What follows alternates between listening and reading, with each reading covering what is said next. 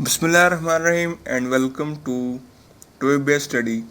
दोस्तों, इस video lecture के अंदर हम biology class 9 chapter number 1 introduction to biology के बारे में पढ़ेंगे।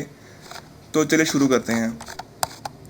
Science is the study in which observations are made, experiments are done and logical conclusion are drawn in order to understand the principles of nature. यानी आसान अल्फाज में इसमें वो कह रहा है कि जो साइंस है ये एक स्टडी है जिसके अंदर ऑब्जर्वेशन की जाती हैं, उसके बाद उस पर एक्सपेरिमेंट की जाते हैं और फिर उसके बाद नतीजा निकालते हैं कि ये क्या मतलब इसमें।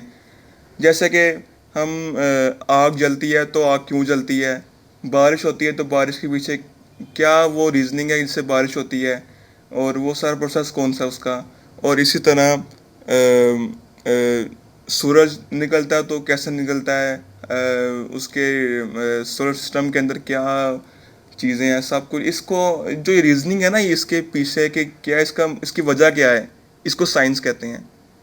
इन ancient time the scientific information was not classified into different branches as it exist today. पुराने वक्तों के अंदर इतना शऊर नहीं था लोगों को, वो सिर्फ सारी चीज़ों को एक ही चीज़ के अंदर समझते थे कि ये साइंस है, इसको बस एक ही नीचे एक ही जैसे वो कहते हैं एक ही प्लेटफॉर्म के नीचे पढ़ते थे, इसको कहते हैं साइंस।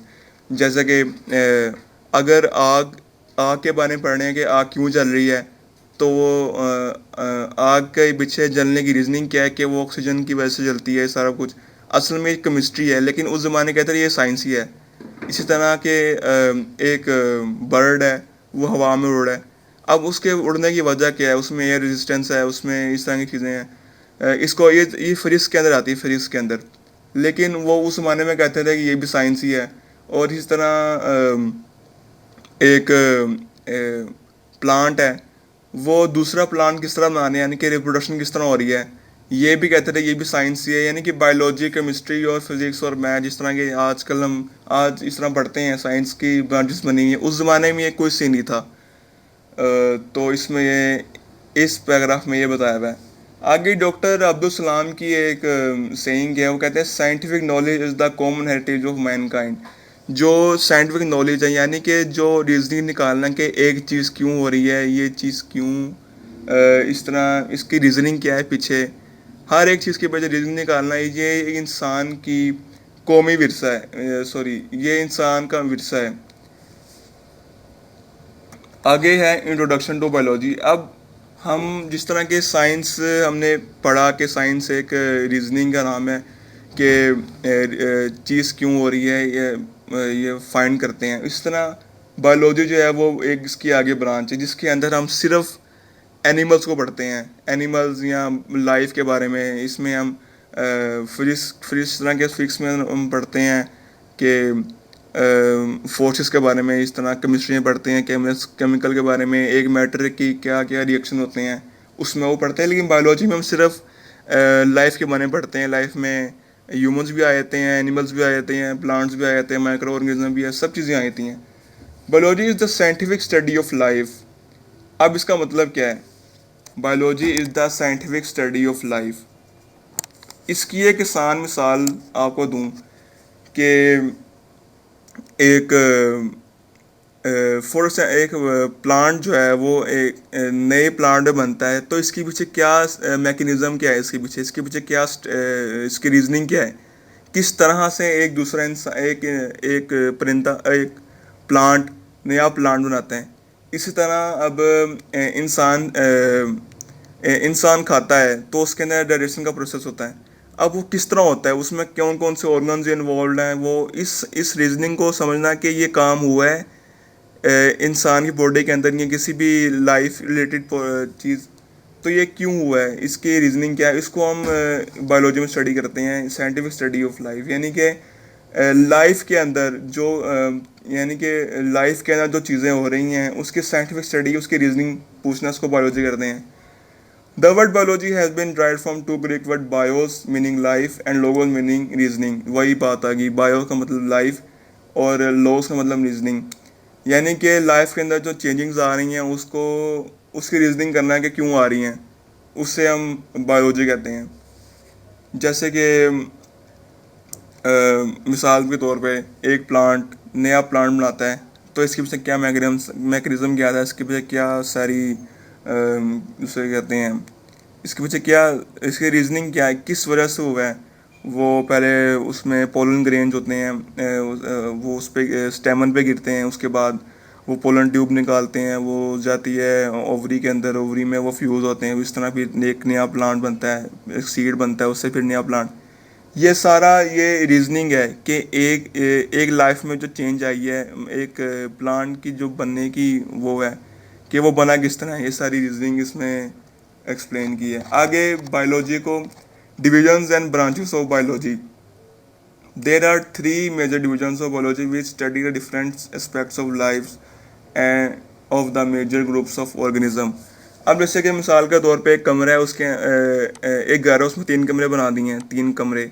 जैसे एक कमरे का नाम है जोलॉजी, उसमें सारे एनिमल्स रख दिए हैं। एक कमरे का नाम है बॉटनी, उसमें सारे प्लांट्स रख दिए हैं। एक कमरे का नाम है माइक्रोबायोलॉजी, उसमें सारे छोटे छोटे जो होते हैं माइक्रो ऑर्गेनिज्म, जैसे बैक्टीरिया वगैरह इस तरह की चीज़ें, वो उसमें रख दी हैं। अब जोलॉजी में क्या हो रहा है, this division of biology deals with the study of animals. अब इसका नाम अगर देखें तो लिखा हुआ है जू। जू में क्या होते हैं, एनिमल्स, इसीलिए इसको जोलॉजी बोलते हैं। आप इसको आराम से याद कर सकते हैं, आसान तरीके से ये याद करने का कि जोलॉजी का मतलब क्या हुआ, एनिमल्स। जू में एनिमल्स होते हैं ना, तो जोलॉजी से एनिमल्स, यानी कि ये वो ब्रांच है सिर्फ एनिमल को स्टडी करते हैं। अब इसमें एनिमल के ऊपर क्या स्टडी करते हैं, एनिमल के साइंटिफिक नेम्स, एनिमल के रिप्रोडक्शन किस तरह करते हैं, उसकी हैबिटेट, वो हैबिटेट रहते किधर हैं, और एनिमल खाते क्या हैं, और किस तरह से इन्वायरमेंट पे उनका इन्फ्लुएंट है, और इस तरह इनमें इसको स्टडी करते हैं, सिर्फ एनिमल को स्टडी करते हैं। आगे है botany. This division of biology deals with the study of plants. अब बोटनी, आप देखें इसमें लिखा है BOT, बोट, बूटा। आपने देखा होगा उर्दू में अक्सर लोग कहते हैं ये आम का बूटा है, ये इसका बूटा है। इस तरह इससे आप याद कर सकते हैं कि बोटनी का मतलब जिसमें से प्लांट्स को स्टडी करते हैं। अब इसमें वही बातें आ गई, प्लांट्स के हैबिटेट क्या है, प्लांट्स रहते किधर हैं, प्लांट्स अपना खाना कैसे बनाते हैं, फोटोसिंथेसिस का प्रोसेस, और प्लांट्स के अंदर रिप्रोडक्शन किस तरह होती है, प्लांट्स का एनिमल्स पे क्या वो इफेक्ट है। इस तरह इस सब चीज़ें जो सिर्फ प्लांट्स से रिलेटेड हैं, वो सिर्फ हम बोटनी में पढ़ते हैं। आगे माइक्रोबायोलॉजी। माइक्रोबायोलॉजी तो नाम से जाहिर है, माइक्रो मतलब छोटी चीज़ें, यानी कि जितने भी बैक्टीरिया, एल्जाई, इस तरह प्रोटोजोन्स वगैरह सब ये माइक्रोबायोलॉजी में आते हैं। This division of biology deals with the study of microorganism such as bacteria etcetera. In order to study all aspects of life, these divisions are further divided into different branches. अब इन branches की भी आगे branches निकालनी है। Morphology. These branches deal with the study of and form of structures of living organism. अब इसमें वो क्या कह रहा है, These branch deal with the study of form and structure of living organisms. अब इसमें वो कह रहा है कि एक इसमें हम स्टडी करते हैं कि किस तरह से जो लिविंग ऑर्गेनिजम्स हैं उनके स्ट्रक्चर किस तरह के हैं।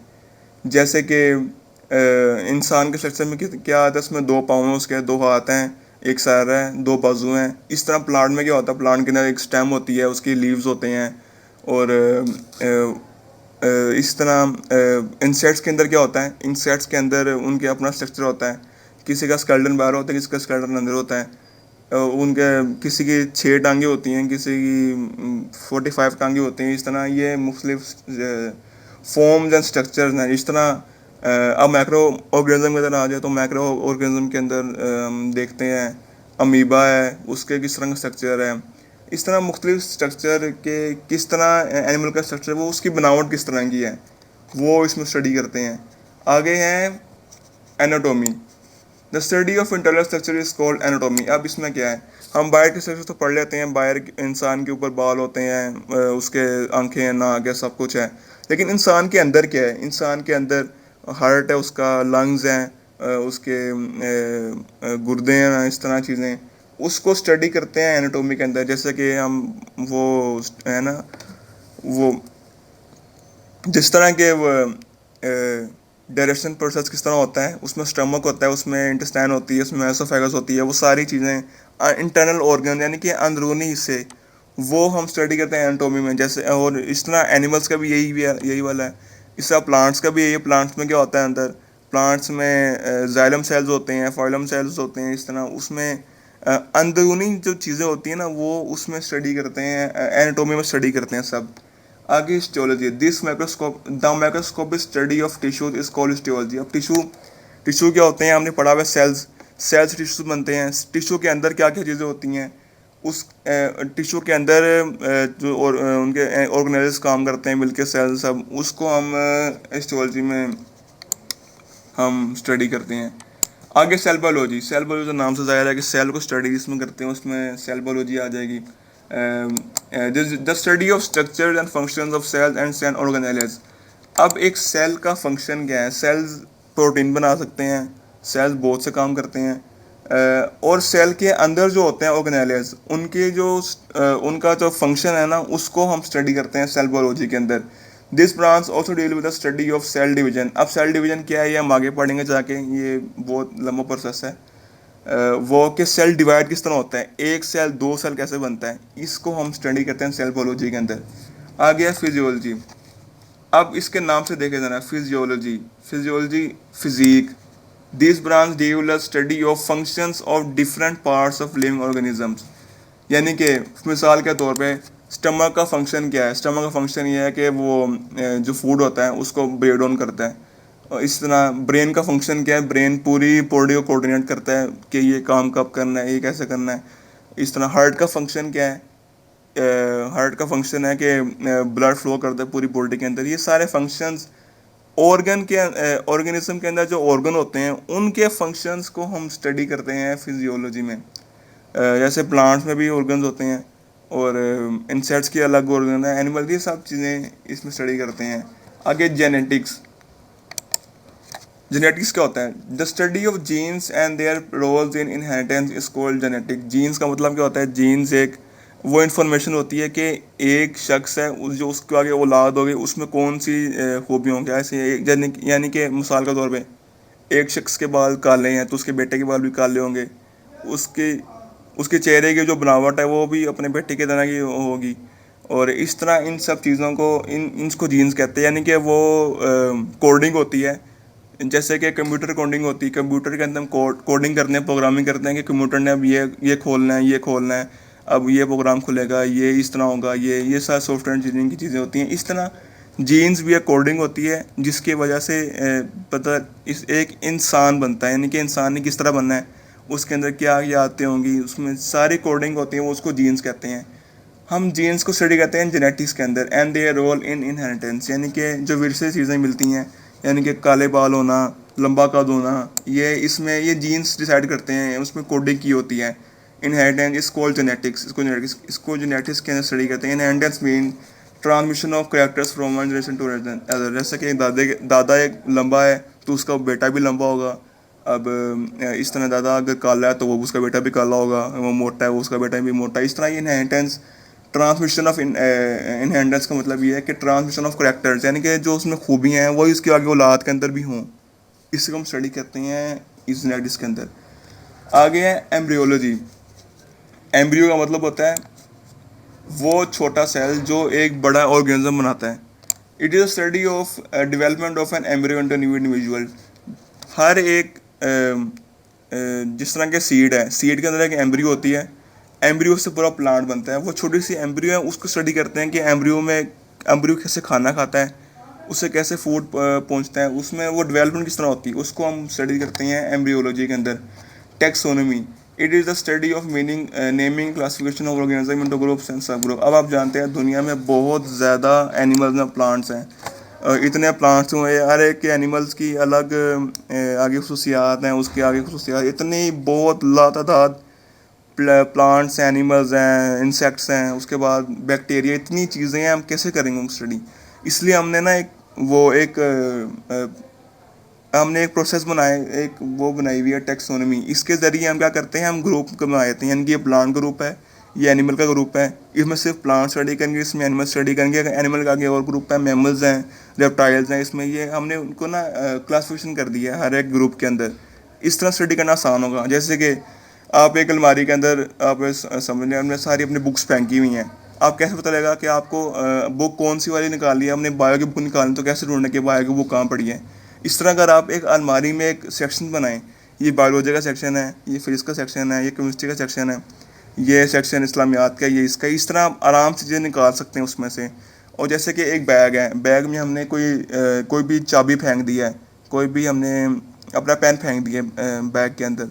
अब क्लास शुरू हो गई है, टीचर ने कहा पेन निकाल के अपना काम शुरू करो। अब वो बच्चे को ढूंढने में मुश्किल होगी उसने पेन कहाँ फेंका है। वो बुक्स निकालेगा, अंदर से सारा मतलब दरम बरम कर देगा निज़ाम। इस तरह उसको पता होता है कि मैंने एक इस स्पेसिफिक पॉकेट में या स्पेसिफिक जगह पे अपना पेन रखा हुआ है, तो वो निकाल सकता है।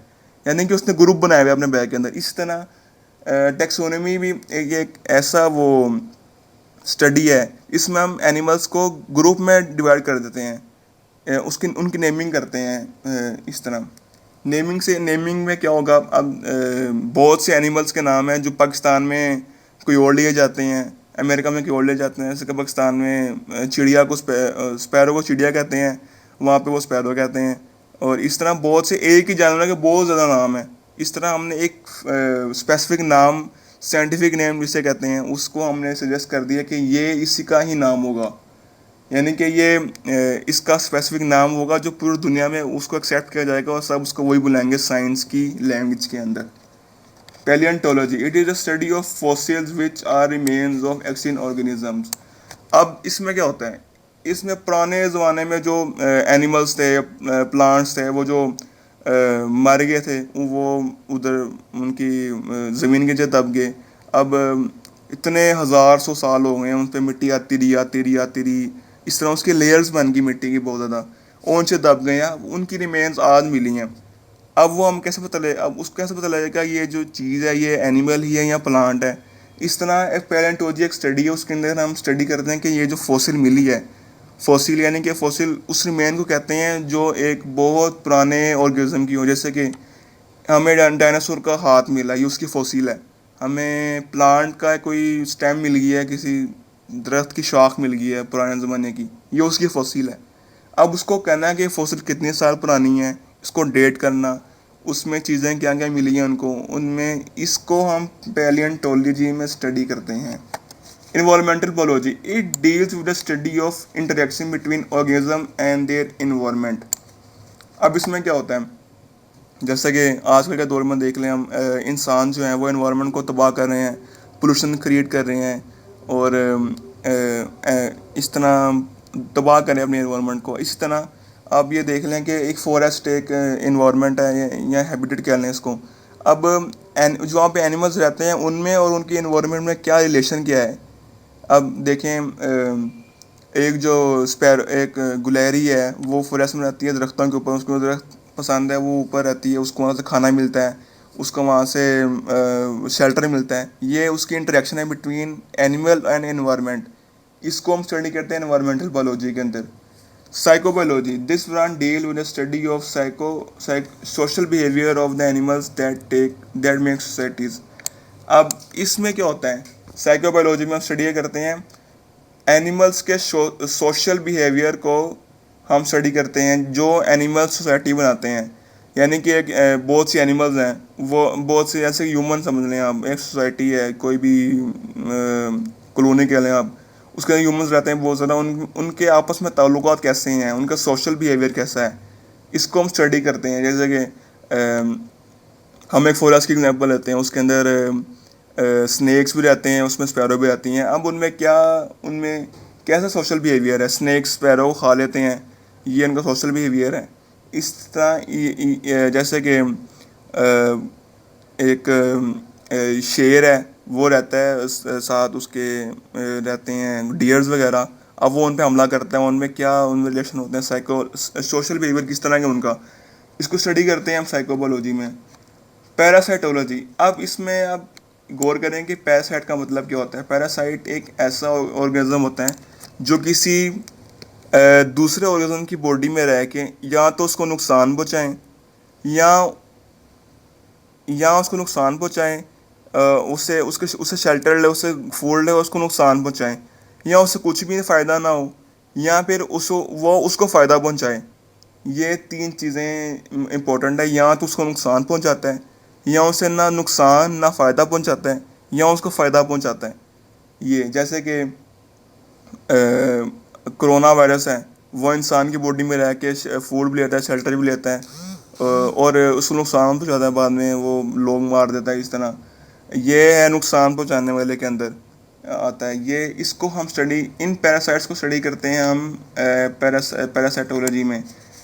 ये इसको स्टडी करते हैं। आगे biotechnology, it deal with practical application of living organism to make substances for welfare of mankind. अब इसमें स्टडी ये करते हैं हम, बायोटेक्नोलॉजी वो ब्रांच है इसके अंदर हम स्टडी करते हैं कि हम कौन से जो नए आलात, जदीद आलात होते हैं, इंस्ट्रूमेंट बना सकें जिससे मैनकाइंड की वेलफेयर हो। फॉर एग्ज़ाम्पल हम वैक्सीन बनाते हैं। वैक्सीन क्यों बनाते हैं? ताकि एक डिज़ीज़ पे काबू पाया जा सके। इस तरह हमने बनाया स्टेथोस्कोप, वह किस लिए होता है? ताकि इंसान की हार्ट बीट चेक कर सकें।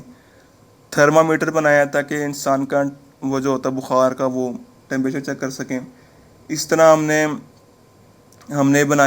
एक मेथड बनाया जीन थेरेपी। उससे क्या होता है?